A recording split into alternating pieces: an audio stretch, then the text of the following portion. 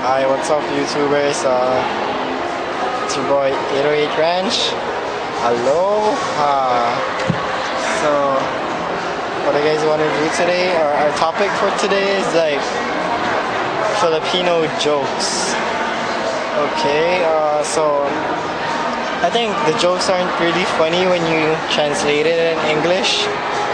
So, let's just do it like in Tagalog. Oh yeah, Tagalog. Oh, kininam, Tagalog. Okay, so here's the first joke. I have a joke about Juan. Si Juan tsaka si Padre Burgos.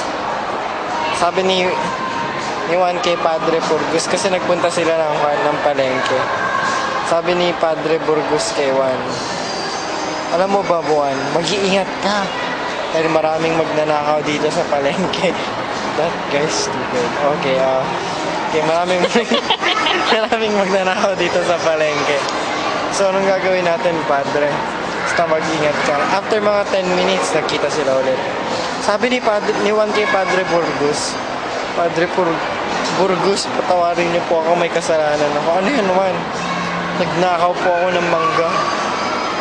Tapos sabi naman ni Juan, masama yan, Juan. Ba't mo yan ginawa? Ang sarap-sarap po ka. Ay, sabi ni Padre Burgos, ba't mo yan ginawa, Juan? Sabi naman ni Juan kay Padre, Father, natemplang po ako dahil ang sarap ng mangga yung itsura niya.